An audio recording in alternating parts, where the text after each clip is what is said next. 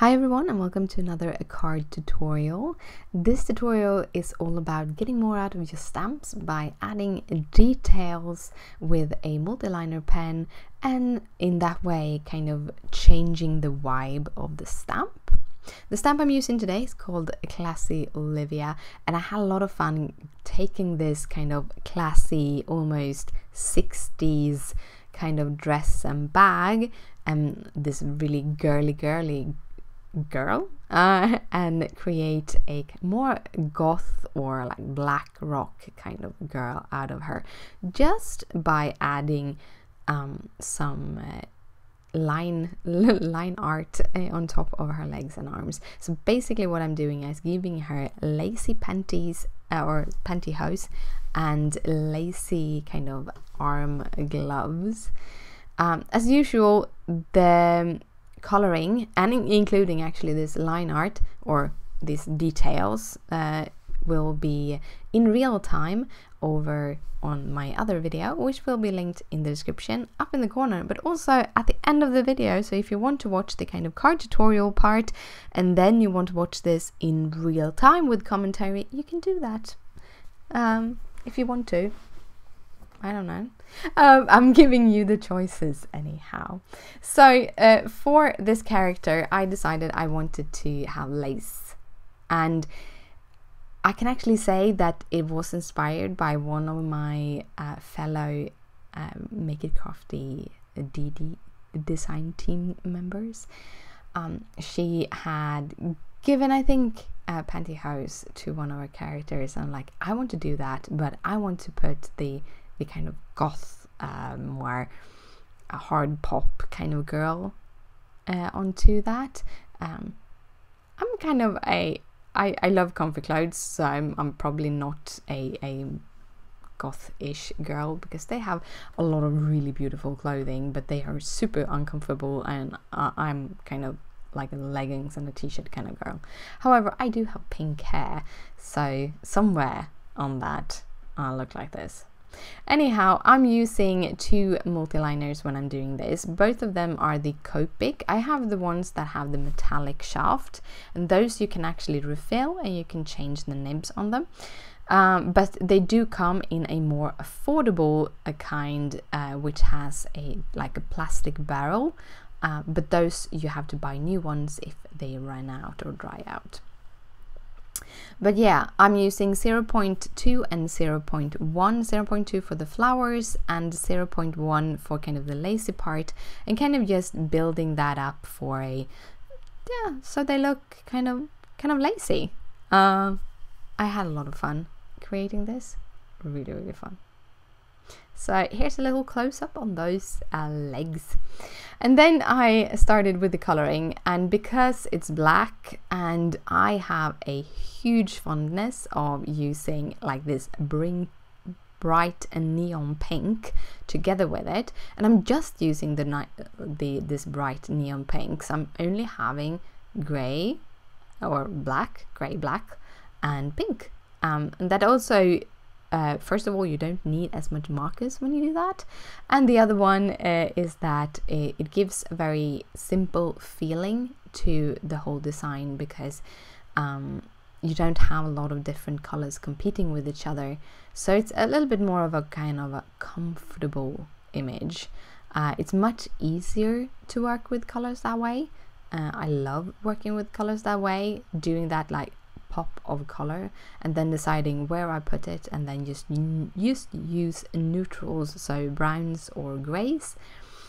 Browns, you do have to think about how much red there is in the brown because some of them might kind of compete with the colors, but when it comes to the grays, you can use all the grays and basically any colors to get the vibe that you want. So in this case, I'm using the RVs or RV20s for the pinks. This is one of those colors that is a little bit of a go-to color. It doesn't blend perfectly. I have to be honest about that. It is a little bit harder to blend it, but it does have a really beautiful color, and I really love working with it. So it's worth it. Just that little extra extra work, you know, just a little extra work. I'm actually combining it with the tea grays because the RVs are a little bit towards the cooler. The violet makes it actually a little bit more of a cooler pink, and I wanted to have a cooler black. However, I've told you this before, I'm not a super fan of the seas. I think they can be a little bit too cold. They're perfect for like buckets and stuff, but I don't know. I think it's just for everyone has their own color schemes, but just seas, I like to have that little bit of warmth in it. So I went for the toners, which is basically just the next one in the scale towards the warmers. It's still kind of a cold one, but I like it. I really do like it. And I use that together with 110 special black to do the black lines on the dress. And then I added some pink to the shoes and to the bag. I kind of went on like, okay, I want to have the color here, and then I colored that, and where's the next color gonna be, and there I added that. And I usually don't do it. I usually do the skin first. That is a kind of my go-to technique. Always the skin first, and then the hair, and then the colors. But I went totally opposite here, and that was mostly because I loved the idea, but I didn't have that perfect like image in my head on how to do this. And that is actually a very often phenomenon with me. I usually don't have like, this is how the card is going to turn out. I more have an idea or a concept that I'm working against. And when I have a hard time looking for a concept or figuring out a concept, I have so many different places that I actually look to do those concepts. And that can be everything from going to Pinterest to look at color schemes. There's so many different like mood boards and stuff that you can find. Many artists today does these kind of reference / mood boards, so you can go to your favorite artist and look that up. I also do competitions or challenges. I love having challenges, and if I already made a challenge and I don't want to enter it again, or the challenge that is active right now isn't my favorite one, I will go back and look at older challenges just because to get the ideas. I will not be able to enter them anymore, but I can use the idea for my videos. So yeah, in this case I wanted her to have black hair. Now black hair isn't super easy to color, and that's with everything that is super dark and doesn't have that much. Like black hair doesn't give you the contrast, because to make it black you want to keep rather dark, but if you keep too dark it's just a flat black area. So I'm used a black 100, actually I used 100 on everything I think. Then I'm going in again with the tea grays. Sticking with the same grays also helps the image to be a little bit more cohesive, and then also by sticking with these darker colors, the pink will really pop, and this is why I'm using that. Then I used the T8. I went in with the 50 there for a little second just because I discovered that I accidentally drew over the arm, and then I can just use the skin colors to push that ink out. And then I'm using the T6 as the lightest, just to give that hair a little bit more kind of glow without it looking grey. It still looks pretty black to me. For the finishing details I used the pink again, the same pinks. I was thinking, should I use kind of a silver or a gold? And then I'm like, no, she's gonna have everything pink. And I do forget the to put the last pink on her necklace, but I do that later, which I actually also cut out. Then I gave her some brown eyes and a little bit of that blue to just give those eyes a little bit of definition. I'm cutting her out with my scissors, as I usually do. If you don't like fussy cutting, you really don't have to fussy cut if you don't like fussy cutting, but there are machines that can do it for you. You can use a Silhouette Cameo, you can use the Brothers Scan and Cut. There's so many different tools out there you can use if you're using digital images. If you're using stamps, a lot of stamps today have dies you can use in your Big Shot or similar if you don't like fussy cutting. However, I kind of enjoy fussy cutting. And then I'm going in with my Martha Stewart craft knife to remove those last areas. For my background paper, I'm using these papers from Doodlebug Design. They have a lot of cool papers out there, and I'm using a framed stitched die from My Favorite Things to just cut it out. And then I'm going to use the rest of the paper inside, because I'm using a black background, or a black cardstock. It's a Simon Says Stamp black that I'm using for the card base. And I want to be able to write in it. So what I'm going to do, I'm using the scraps there. I let it be as wide as it could be, and then the height is 1/8 of an inch smaller than the height of the card base, so it's 5 3/4, just to get it kind of a little bit of a extra frame. Then I've taken some white cardstock, I think this is Nina, and cut it out with a smaller of those rectangular stitch dies and just put it on the inside. And that's just the inside of the card. On the outside of the card, I'm made sure that I had the hearts in the same direction, both on the inside and the outside. And then I'm just adding that stitch rectangular with a teeny tiny border of black. Because it's simple, it's quick, and it looks pretty good. I love pattern papers because you can do that. Then I'm going to use my Tim Holtz Distress paints. These are acrylic paints. And I'm coloring in these beautiful shippies by Make It Crafty. They are just awesome. If you haven't tried them, you really should. They are very light, so they're very easy to color. I love using the paints because you can kind of push them together. I'm gonna do ombre effect here. I'm using some spun sugar and some raspberry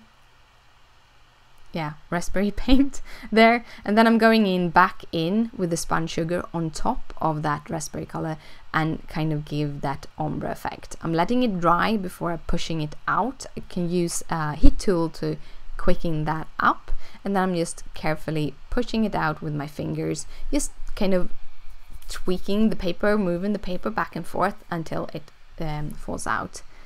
My favorite glue is the Multimedia Matte. It's super good when you are gluing things together, like gluing these chipboard pieces together. It's my favorite glue for that. Because the chipboard pieces do tend to add a little bit of dimension, I always add dimension with some foam tape on my characters. This will also give you a natural shadow around your white border to kind of give, again, a little bit extra dimension, a little bit extra definition for your image. And I cut my tape down. This is the best way to use as much as possible. I cut it down, and I really like this tape. It's the 3M Scotch foam tape because it's not super thick, so it doesn't build that much, but it builds enough to give me this cool little shadow effect around it. Then again, I'm going in with the Multimedia Matte on the back side of my chipboard piece to glue that down. And this I knew that I wanted something more, but I hadn't decided at this point what. So I'm going in with this. This is another chipboard sheet from Make It Crafty. All the links are in the description down below. And I really love these hearts, and there's so many different sizes of these hearts. So I'm going in and just using my fingertip and adding that spun sugar on top of those hearts to kind of match the rest of the image, the rest of the pink on the image. And then I just dry it with my heat tool. This is the Holtz heat tool. I again use some of that multimedia matte on the back side of the chipboard pieces, and I kind of give this kind of rain effect, and I wasn't sure that how many I wanted, so I did color up 5 in the beginning because your eye likes uneven things, so I decided to do 5 at the top, and then I kind of figured that I'm gonna need a couple of hearts at the bottom too, so I went again in with a little dot of that paint and then dabbing it with my finger, just adding 2 more because then they will total 7. I also wanted to have a glitter effect on it, or glitter on it, so I'm using some Nuvo drops, like clear glitter. I really love the Nuvo drops because they dry in such a good way on the card or on the card. I really love them, and I love clean and simple things, so my favorite is this kind of diamond glitter one. They also have very thin nibs, which helps when you want to add your glue onto teeny tiny pieces like this. So I'm using it on all of the little hearts and on the text. I'm also going in and kind of going wild and decided I wanted to have pink shoes and a pink dress or bag, and just continue working with it. Or the bag isn't glittery, it's just the bow on the bag, but I thought it would be super cool with like glittery shoes. It's almost like Wizard of Oz but pink. Yeah, those were red. Then I'm using some kind of glossy Nuvo for the on the glasses to make it look like glasses, and I couldn't stop with the glitter, so I added it on all of the jewelry also. So this is the card, and the card finally got to be dried after a while, and then you'll see that it dries back clear even though it goes on a little bit cloudy. So yeah, thank you so much for watching. I hope you liked it. If you do, please thumbs it up. It means a lot to me. If you have any questions, just comment down below, and down below you find all the details of all the products that I've used. Thank you again for watching, and I'll see you later.